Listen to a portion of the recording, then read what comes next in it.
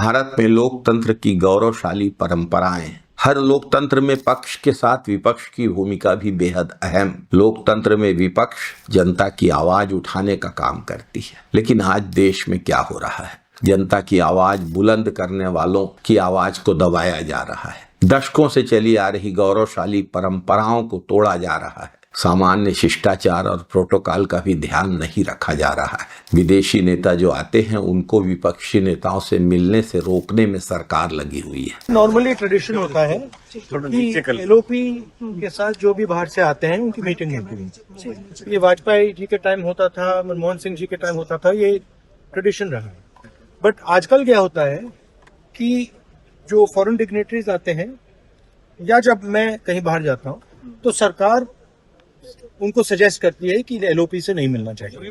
तो ये इनकी पॉलिसी है। ये हर बार करते हैं। जब मैं बाहर जाता हूँ ये करते हैं, जब लोग यहाँ आते हैं मैं करता हूँ। हमें मैसेज मिलता है कि हमें बताया गया है कि सरकार हमसे कहती है कि आपसे नहीं मिलना। अब यह सिर्फ प्रोटोकॉल का नहीं, लोकतंत्र के अस्तित्व का सवाल बन गया है। आज इसी पर बात करेंगे।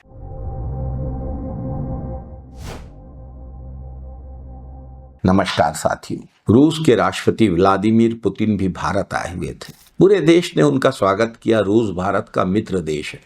प्रधानमंत्री मोदी जी से उनकी मुलाकात हुई। निश्चित रूप से दोनों देशों के अच्छे संबंधों के लिए यह बिल्कुल आवश्यक है। किसी को इसमें कोई दिक्कत नहीं है, कोई परेशानी नहीं। लेकिन देश के विपक्षी नेताओं से मिलने से उनको रोका गया। यह ओछी राजनीति है, यह संकीर्ण मानसिकता है। अन्य नेताओं की बात तो छोड़ ही दीजिए। कम से कम लोकसभा में नेता प्रतिपक्ष श्री राहुल गांधी, राज्यसभा में नेता प्रतिपक्ष श्री मल्लिकार्जुन खड़गे तो उनसे मिलते। लेकिन मोदी जी को विपक्ष से बेहद नफरत है। ऐसी अवहेलना विपक्ष की मोदी जी लगातार कर रहे हैं। क्यों कर रहे हैं? दरअसल मोदी जी लोकतंत्र में विश्वास ही नहीं रखते।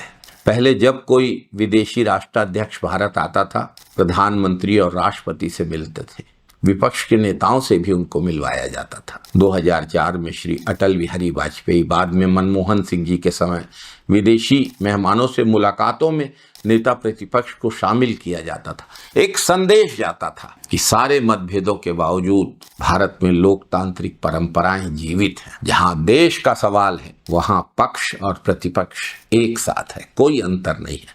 लेकिन मोदी जी को इन सारी परंपराओं में कोई विश्वास नहीं है। उनको तो केवल तानाशाही में ही भरोसा है। अब तक मोदी सरकार में 37 राष्ट्राध्यक्ष भारत आए हैं। उनमें से सिर्फ 4 या 5 को विपक्ष से मिलने दिया गया।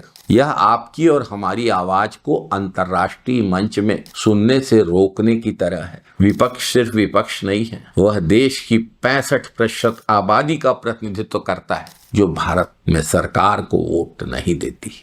उन लोगों की भी आवाज है। और अगर 65% लोगों की आवाज को इस तरीके से अनसुना करने की कोशिश की जाएगी तो यह लोकतंत्र की आत्मा के साथ भी खिलवाड़ है। ऐसा सिलसिला चलता रहा तो भारत को कूटनीति और लोकतंत्र दोनों में एक गलत संदेश देने की कोशिश की जा रही है, यह स्पष्ट है। विदेशी मेहमानों को भारत का संपूर्ण प्रतिनिधित्व नहीं दिखेगा, पूरे देश का नेतृत्व नहीं दिखेगा, सिर्फ सरकार दिखेगी और कोई नहीं। सरकार आखिर स्वयं को ही क्यों दिखाना चाहती है? इस तरह की बंदिशें लोकतंत्र और समावेशी दृष्टिकोण पर गहरा आघात है। हम आम नागरिकों को, पत्रकारों को, समाज को, देश को इस पर सवाल उठाना चाहिए ताकि देश की लोकतांत्रिक परंपराएं हमेशा मजबूत हों, लोकतंत्र मजबूत हो। जय संविधान, जय लोकतंत्र, जय हिंद, वंदे मातरम साथी।